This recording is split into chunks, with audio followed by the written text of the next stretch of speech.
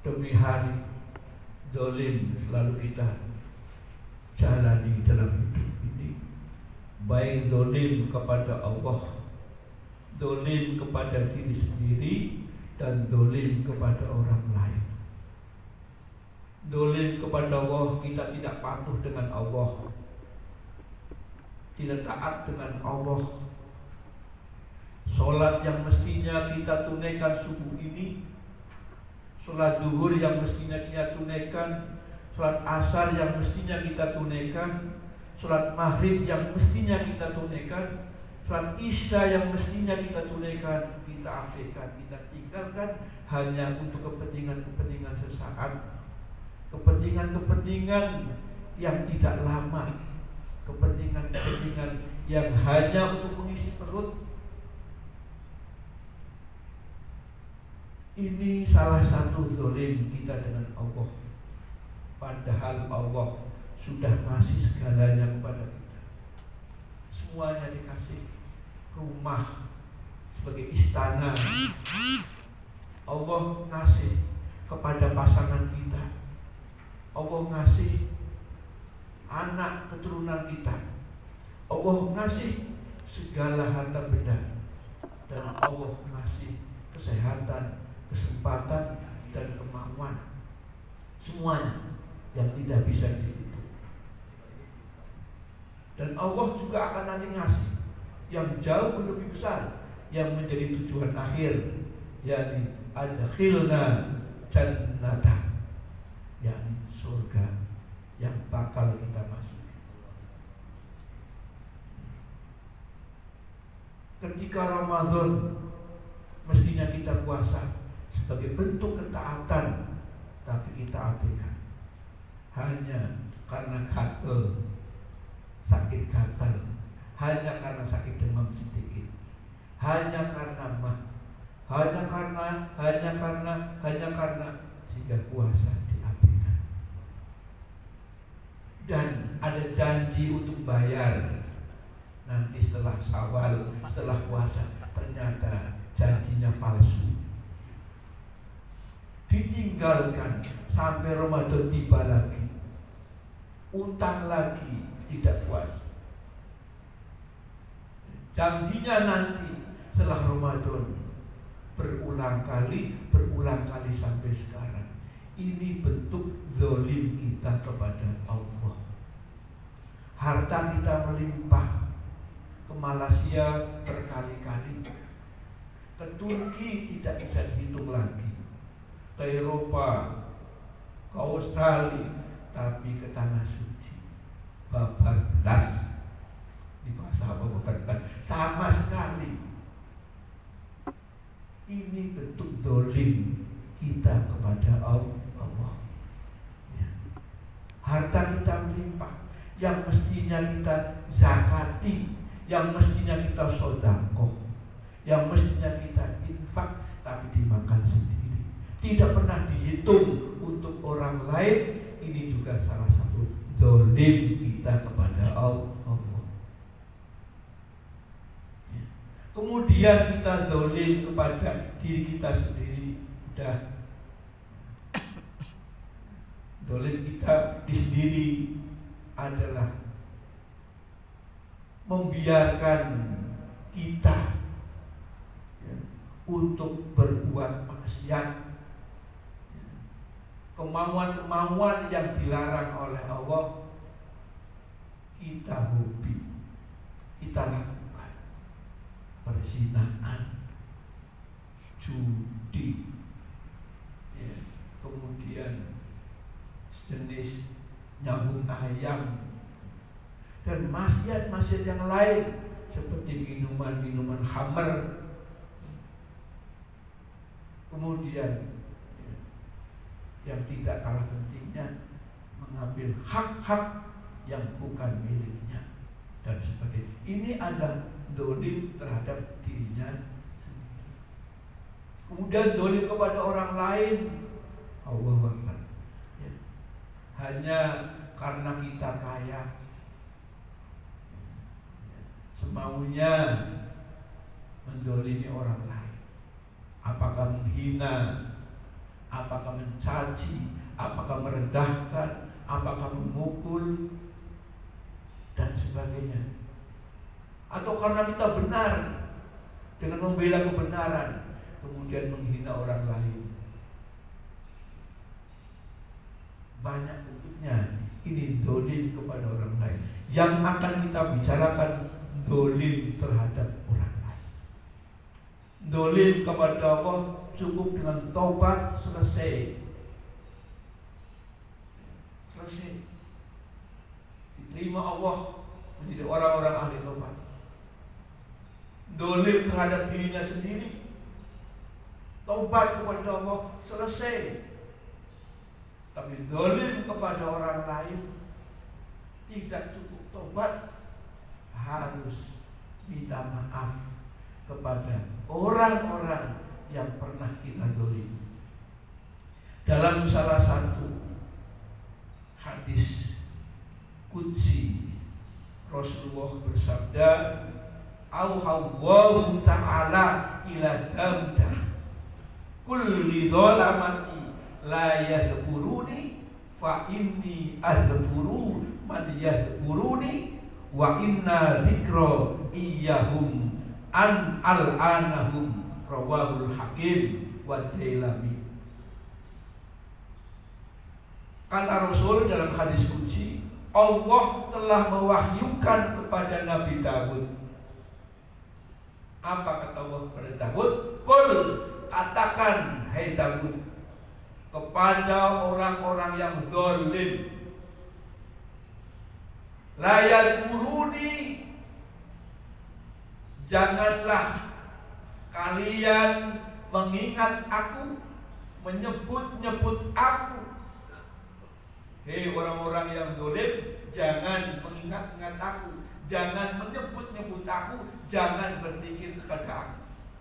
Fa inna azkuru, hanya orang-orang yang bertobat, orang yang insaf, aku ingat kepada orang yang ingat kepadaku. Wa inna zikri yahum, sesungguhnya perhatianku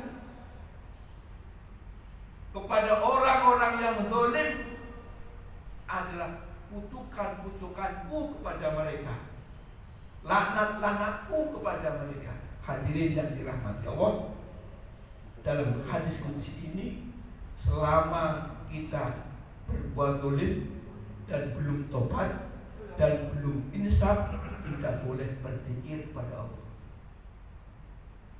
Ini Allah berkata kepada Daud, sampaikan Daud kepada mereka. Allah tidak pernah akan mengingat kepada mereka-mereka yang zalim. Dan katakan Daud, orang-orang zalim tidak boleh berzikir, tidak boleh menyebut-nyebut namaku. Jadi orang zalim itu haram Pak menyebut nama Allah. Orang-orang yang zalim, belum taubat, belum insaf, belum menyadari haram hukumnya, bersolawat, mengucapkan subhanallah. Mengapa? Allah masih senang dengan hamba-hambanya sekalipun mereka zalim. Maka dalam salah satu hadis dalam kitab Tanbihul Ghafilin sampaikan, innallaha ta'ala yamli lil zalim. Kata Rasulullah, sesungguhnya Allah Subhanahu wa taala masih memberikan kesempatan orang yang zalim untuk tobat, untuk insaf, dikasih waktu. Jadi Allah Subhanahu wa taala ngasih kesempatan, kasih waktu kepada orang zalim untuk bertobat, untuk berinsaf. Kalau mau, ingin zikir, ingin ingat, ingin menyebut-nyebut nama Allah. Tapi kalau sudah dikasih kesempatan, kasih waktu, tidak mau insaf bagi orang yang zalim, apa katanya? Fa idza akhdahu lam yafridhu. maka sesungguhnya siksa Allah tidak pernah akan lolos kepada mereka. Mereka tidak akan selamat atas tindakan Allah, karena Allah sudah kasih kesempatan kepada mereka, namun mereka tidak mau. Kalau kita ambil kesimpulan, mubadir kita berpikir, mubadir kita ibadah selama dalam kezaliman. Nabi Adam alaihissalam hanya dolim terhadap dirinya sendiri. Dolimnya tidak seberapa, tapi hukuman kepada Nabi Adam alaihissalam dikeluarkan dari surga, turun di muka bumi, belum ada orang, dan harus dipisah antara Adam dengan istrinya dengan jarak yang sangat jauh antara negara dengan negara lain. Adam misalkan di Indonesia, Hawa ada di Korea, belum ada manusia. Dalam 10 tahun harus saling mencari, mana suami aku Adam, mana istri aku Hawa. Maka di Quran disampaikan dalam mukadimah, Rabbana dzolamna anfusana wa illam taghfir lana wa tarhamna lanakunanna minal khasirin. Itu dibaca berulang-ulang, mungkin triliunan lah, keluar dari mulut Adam alaihissalam. Kalimat itulah yang keluar dari mulut Adam. Ya Allah, Tuhan kami telah menganiaya, telah mendolimi diri kami. Jika Engkau tidak menyayangi, tidak mengampuni, apa jadinya kami? Pasti kami jadi orang-orang yang rugi. Sepanjang itu Nabi Adam bertobat dengan ucapan pengakuan sendiri, sampai beliau ketemu dengan istrinya dalam waktu yang lama. Hukumannya sebesar itu. Hukumannya sebesar, tidak seberapa. Dan itu memang sudah skenario Allah. Kalau tidak ya tidak ada kita. Adam dan Hawa masih di surga sampai sekarang. Wala taqruba hadhihi syajarah fatakuna minadh dhalimin. Kata Allah, Adam dan Hawa, kau jangan sekali-kali mendekati pohon itu. Kau jangan sekali-kali berdua mendekati pohon itu. Kalau kamu berdua mendekati pohon itu, kamu berdua termasuk orang-orang zalim. Dipatuhi Adam dan dipatuhi oleh Hawa, tapi dalam perjalanan terjadi mau tidak mau berdua harus keluar karena kezaliman. Kezaliman ini sudah diskenario Allah untuk menjadi pelajaran buat kita, umat-umatnya dan anak cucunya. Maka pentingnya kita bersalaman, pentingnya kita saling memaafkan. Jika bertemu, assalamualaikum, salam-salaman, Allahu Akbar. Maka Nabi mengatakan, jika ada dua Muslim bertemu, kemudian musafahah bersalaman, maka sebelum duanya berpisah, dosa-dosa duanya berguguran. Seperti pohon berdaun kering sekali, tiba-tiba ada angin puting beliung, maka langsung rontok semua daun-daunnya. Seperti itulah dua orang yang bertemu dan bersalaman, karena keduanya sudah tidak ada kezaliman lagi. Beruntung. Maka kalau kita 5 waktu misalkan di masjid jamaah, kemudian 5 waktu kita bersalaman, nyaris antar mereka tidak kezaliman, mulus ya, sampai mendapatkan ridho Allah Subhanahu wa Ta'ala. Maka ingat, pernahkah kita zalim kepada orang lain yang sampai sekarang belum sempat meminta maaf? Al-dzulmun hijabun baini wa baina abdullah wa baina Allah.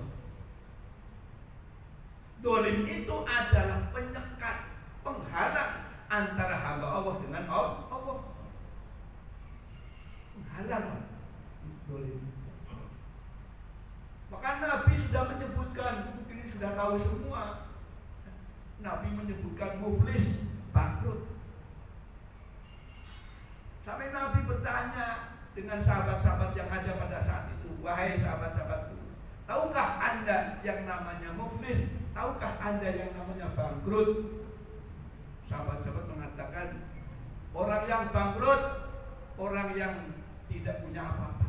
Orang yang bangkrut, orang yang tidak punya apa-apa, sehingga menyebabkan perabot-perabot rumah dijual untuk menutupi hidupnya. Apa kata Nabi? Bukan itu. Orang yang bangkrut, orang yang mati membawa sholatnya penuh, wajib sunnah, diterima Pak sholatnya. Orang yang puasa membawa sholat, orang yang membawa puasa Ramadan penuh diterima dan bawa puasa sunnah. Dan orang yang membawa zakat, sedekah, infak dan haji, hajinya mabrur. Tapi kenyataan setelah di sana, ketika dia hampir dimasukkan surga dan Allah Maha tahu, datang orang yang pernah dizalimi. Ya Allah, si fulan, ya, ketika dunia mendolimi saya dan dia tidak mau minta maaf dan sebagainya. Ditanya Allah, betul? Betul. Akhirnya pahala sholatnya dikasihkan ke dia. Datang lagi, ya Allah, dia telah mendolimi. Betul? Betul. Pahala puasanya dikasihkan ke dia. Orang yang didolimi. Datang lagi, zakatnya, sedekahnya, infak, kasihkan dia. Datang lagi, pahala hajinya kasihkan ke dia. Sampai habis, tidak punya apa-apa lagi, tidak punya pahala lagi. Datang lagi, atau dia sudah tidak punya apa-apa lagi. Ya Allah, saya sini membawa dosa. Akhirnya dosanya dilimpahkan kepada orang-orang yang dolim, sehingga mereka akhirnya dimasukkan di nerakanya Allah Subhanahu wa ta'ala. Na'udzubillah, hanya karena dolim, Pak. Kita mengabaikan dolim. Jadi dia begini. Maka tadi dalam hadis qudsi,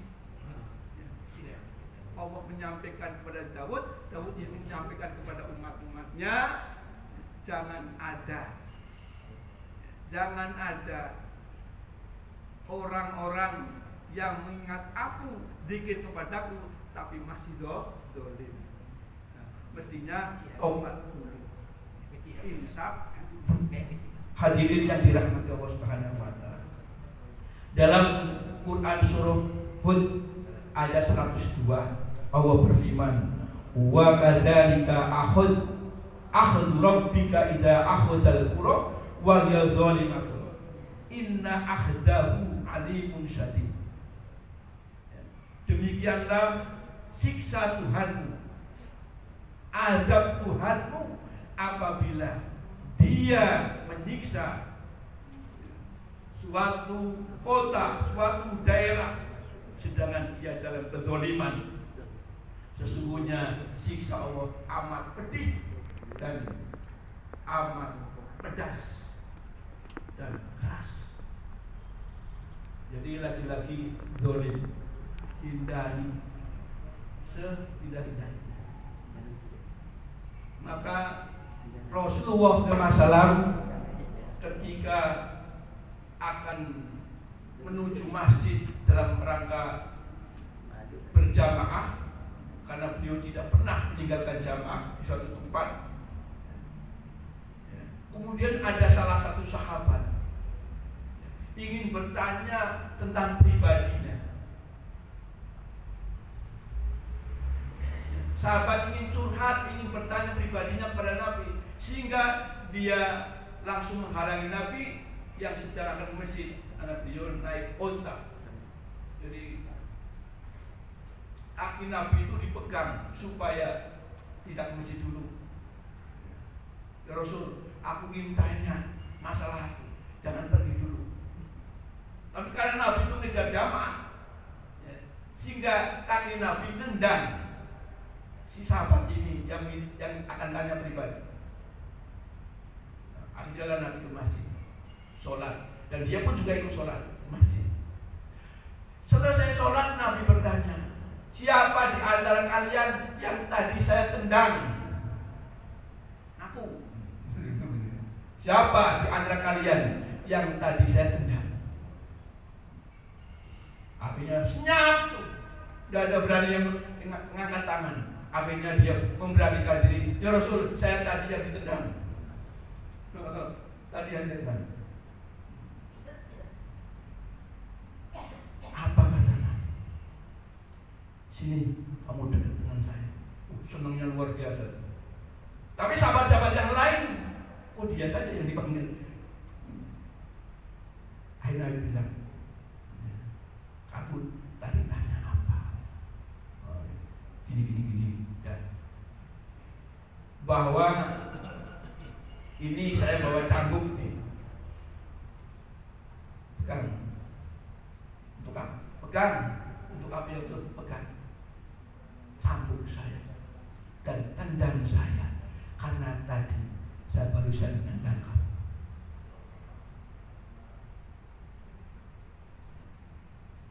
Bergegar nih sahabat nih, ingin suruh nyambuk, diberitahu Rasul, suruh nendang ke Rasul. Karena Nabi tadi berarti nendang sebenarnya nendang sengaja nendang itu karena namanya kuda atau unta kan, ya.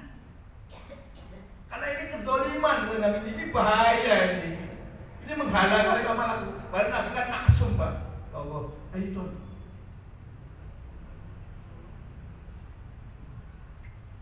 Akhirnya jadi perlu oleh Nabi. Apa kata Nabi? Kau memaafkan saya atau tidak? Dan aku minta maaf. Apa kau memaafkan saya?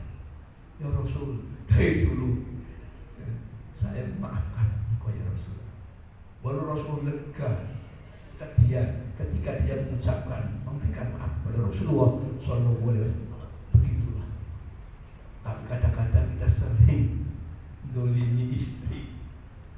Nah ini yang orang yang dekat, dolimi anak, dolimi cucu, dolimi tetangga, dolimi orang lain yang tidak kita terasa dan kita tidak tobat.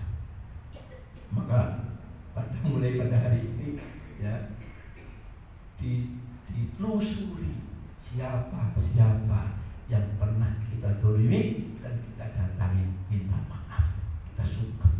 Ya bila perlu, kalau yang didolimi sosialnya di bawah kita, bawakan beras 1 karung datang.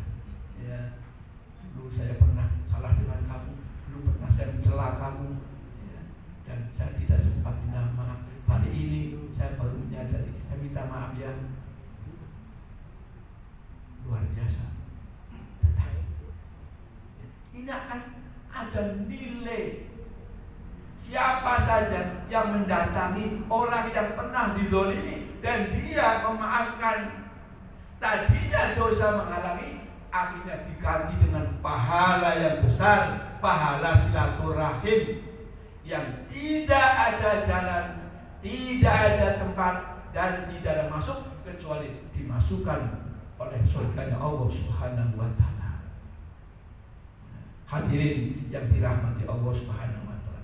Kemudian saya satu lagi ya, ada salah satu riwayat An Abi Hurairah radhiyallahu taala anhu an Rasulullah sallallahu alaihi wasallam annahu qala man kana li ahi indahu madlimatun min aradin aw malin falyatahalalhu al-yawm qabla yukhadhu minha yawm la dinara wa la dirham fa in kana lahu amalun shalih akhadha minhu bi qadri amalil madlim amalun bi qadri amalin madlimatun wa illam yakun lahu amalun ahlu bisatihi fa humilat alaihi.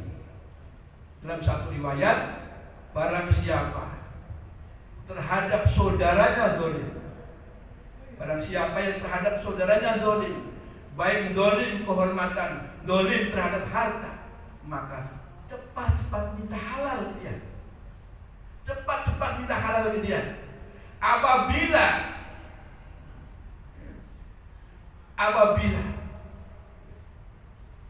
kita tidak cepat-cepat minta halal kepada dia, padahal di sana tidak ada dirham dan tidak ada dinar, maka keburu nyawa kita diambil Allah Subhanahu wa taala. Cepat-cepat minta halal pada hari itu sebelum siksa Allah turun, sebelum ada dinar dan sebelum ada dirham. Maka jika ia memiliki amal soleh, amal solehnya akan diberikan kepada mereka. Namun jika dia tidak punya amal soleh, namun punya dosa, maka dosanya akan diberikan kepada mereka. Hadirin yang dirahmati oleh Allah Subhanahu wa taala, dan mudah-mudahan ya, kita termasuk orang-orang yang diampuni kezaliman, baik dolim terhadap Allah, dolim terhadap dirinya sendiri, apalagi dolim kepada orang lain. Maka suka saling meminta maaf kepada sesama, kepada siapa saja, walau orang-orang non-Islam sekalipun. Itu saja yang kami sampaikan, mudah-mudahan bermanfaat untuk kita semua. Mohon maaf atas kesalahan dan kekurangan yang penuh kelemahan ini. Billahi taufiq wal hidayah. Mohon maaf bila wa min thoriq. Wassalamualaikum warahmatullahi wabarakatuh. Waalaikumsalam warahmatullahi wabarakatuh.